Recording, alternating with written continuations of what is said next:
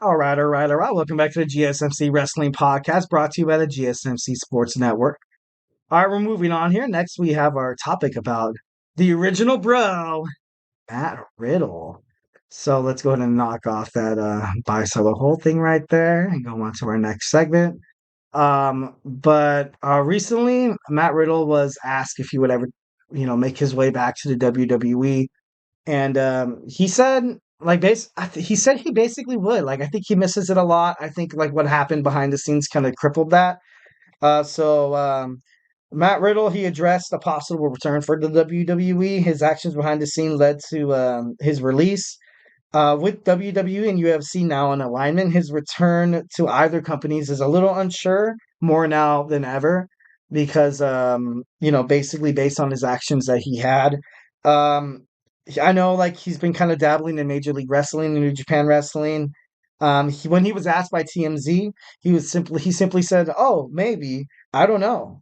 I'll say I love it." So I think Matt Riddle, he probably wants to make his way back to the WWE as soon as he figures out some of this stuff that's happening behind the scenes. He said once when he was with the WWE before his departure, he said he felt like he was constantly walking on eggshells.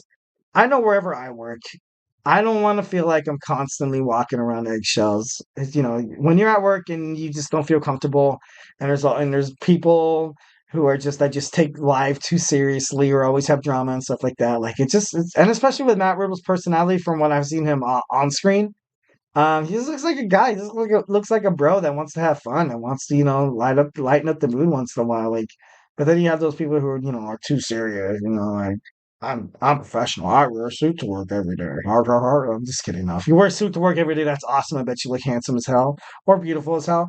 But I'm not trying to start a fight here or stereotype anybody. But anyways, so like I said, he told TMZ that he would love it. He honestly, he kind of was the oddball out of the WWE superstar, so to speak. Like, and they would like to pair him up with just like these bad boys, these guys that you would like be like, nah, I don't think this guy would team up with like a guy like Riddle. Like you had RK Bro, and Timothy Thatcher. You also had Pete Dunne. So honestly, I think Matt Riddle, he's pretty good with a lot of talent. He could definitely he's very versatile. He's very talented. I honestly love it his entrance with the sandals and stuff like that, where he'd jump up and he'd kick them off, and the butterflies would flap in the fox, like the green screen and stuff like that. So I don't know, I thought it was pretty cool to see that. But Riddle reported he was ill, which excused him from recent WWE absences when he got released. He claimed he was sexually assaulted by an officer there and at an airport, but he was heavily intoxicated. He also had the back stage incident with Goldberg, also the Candy Cartwright incident. Also, he attended rehab after multiple wellness violations. And he actually recently announced a pregnancy with his adult film star girlfriend, Misha Montana. So you kind of have all things pointed to the contrary. You have a bad boy. You have a guy who, dabbles in, a little bit of stuff. And he's also, dating like a porn star, which is, like, I'm not here to judge. Like, you know what I mean? But usually when you have stuff like that, it's kind of like a recipe for disaster. But, like, who am I to judge? You could be happy as hell. Who knows? Like, she's pregnant. That's cool. Congratulations. So it's been reported that UFC's Dana White hates Matt Riddle. He hates his guts. That's what it said online. Yeah, I ain't lying. Look it up. Dana White hates Matt Riddle's guts. No, I'm just kidding. No, I'm not kidding about that story, but it's true. But I'm not trying to I'm not trying to would instigate like anything that I'm not trying to cause a fight between Dana White and Matt Riddle. Although if they're like, hey, this guy on this podcast from the GSMC Wrestling Laureate Podcast got those two big stars to fight. I would feel a little starstruck, to be honest. No, I'm just kidding. I'm not here to stir some stuff up. So he said he wants to kind of move on to like an AEW, which I think he'd be pretty well in AEW, to be honest. Like I can see him fighting for the TNT champ. Oh, him against Edge. That would be pretty cool. Edge's next competitor. Matt Riddle, the original bro. I think honestly that'd be a killer idea. That'd be worth that'd be worth a look. That'd be worth a look right there. Um, but I wish the best for the original bro. He was really cool to watch. He's athletic as hell. I remember watching that snake pit match where he fought Seth Rollins, and I don't know, it was very, very, very cool.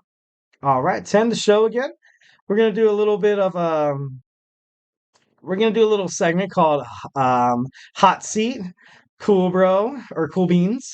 So basically, what we're going to do is we're going to talk about these superstars, and if the burner under them is either hot, like basically they have to do something about it, or if it's cool, like as if they're in a good position where they can just just kind of do what they do without worrying about, I don't know, kind of like having I guess not having so much pressure, to be honest. I don't know if that makes any sense. Now, it's time Anyways, for so let's do this. sizzling So or we have cool. Rhea Ripley. I think right now the burner on her her is cool, pretty man. cool. It's all cool, man. Honestly, I think it's pretty cool right now. She's a hell of a talent right now. She's over with the fans, although she's part of the Judgment Day, and people don't like that stable. But I don't know. I think she does. I think she's cool. Also, once again, we have Tiffany Stratton. Tiffany cool, Stratton. Man. It's all cool, I think she's cool right now. She's still kind of coming up toward the ranks. She's still kind of fighting, kind of like not main Carters, but she's like, you saw her on SmackDown trying to instigate Bianca Belair and Naomi, so that should be interesting to see. Jade Cargill.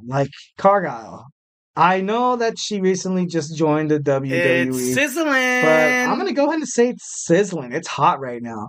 So when you come in and kind of make a statement like she made, you kind of have to back that thing up. You kind of have to back your stuff up. So I think she has a lot of pressure on her to kind of prove here. Honestly, Valkyrie, I think it's pretty hot as well. Like, she has the hot burner on. Obviously, Stand and Deliver coming up. She has a pretty big match ahead of her to defend her championship, especially when she's injured, and she herself volunteered for that match. So I think right now she's in a burner right now. It's sizzling. And also Bailey, I think right now she's on the hot seat as well. You have this whole thing going on with Damage Control. You created this stable where you went around, you screwed up everybody else's chances of winning, and now you're kind of facing a world you created your own hell. Like, you know what I mean? So I think she has a lot of pressure on her to kind of do that. For Becky Lynch, honestly, I'm gonna go ahead and say that I think right now she's cool. She's pretty cool right now. Like, she's accomplished everything there is with the WWE, and right now her match against Rhea Ripley, although it'd be pretty cool if she won. If she didn't, it wouldn't be much of a surprise. It wouldn't be much of a Becky was supposed to win, but whatever. Bianca Belair, I'm going to say cool as well. She's also had a lot of accolades, and Bianca Belair can always be propelled into that women's championship or women's world championship or even the tag team championship picture whenever she wants. So I don't know, her athleticism, her speed, and her precision is pretty good. And like Io Sky, honestly, it's sizzling, man. She's on the hot seat. She has to prove that she's a worthy champion without people getting in her business and interfering. So Io Sky has a lot to prove in WrestleMania. So I wonder what's gonna happen with Damage Control and stuff like that. So in that Roxanne Perez, I'm gonna go ahead and say she's on the hot seat as well. Sizzling. You have your first Stand and Deliver match against Roxanne Perez, and against Valkyrie, and if you're constantly saying that, oh, I deserve more and more. Why do I had my title taken away from me? This and that and the other. Like, if you're gonna talk about all this stuff, like be a whiny, like B word, you kind of have to, like, I don't know, like, if you're trying to have this pity approach and you want this pity party, I want people to feel bad for me, by all means, you can do that. You could definitely do that. But honestly, I wouldn't really take that approach, because usually it's the people that, that likes to rise above and be like, oh, you know what? The stocks are against me, but I'm going to take it on. Kind of like Hulkamania. But like, kind of like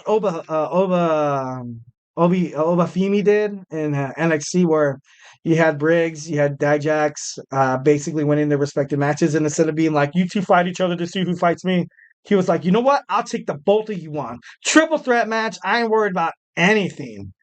And it might come back to vitamin, but who knows? It is Mania. It's Mania season right now, guys. So, who knows what will happen. But anyways, I hope you guys like my show. I swear to God, I will clean up those experimental skits. I hope you guys liked it. If you do, leave me a comment.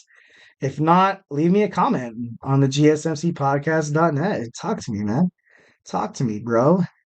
So once again, thank you for tuning into the GSMC Wrestling Laureate Podcast presented by the GSMC Sports Network. Your support means a lot to us, so remember to Superman punch that like and subscribe button, leave a positive review. We love peace, love, and positivity. It really does make a difference, guys. We also invite you to follow us on Facebook, TikTok, Instagram, and Twitter, well, X, for more of their content and updates. Like I said, if you're not a huge wrestling savvy kind of person, if you want to, or if you are and you just want to dabble on something else, we have basketball, football, baseball, college sports. We have everything, man. We have a lot of, shows on this GSMC Sports network. So, I don't know, just kind of explore, maybe you'll like it. Definitely entertaining as heck. Absolutely. If you want to get lost in podcast all day, either if you're sitting down, got nothing to do, got your headphones on, or if you're driving somewhere to school, you have a nice little 2-hour commute to work, always, have the GSMC Sports Network podcast in your back pocket. So once again, I want to thank you and have a phenomenal day.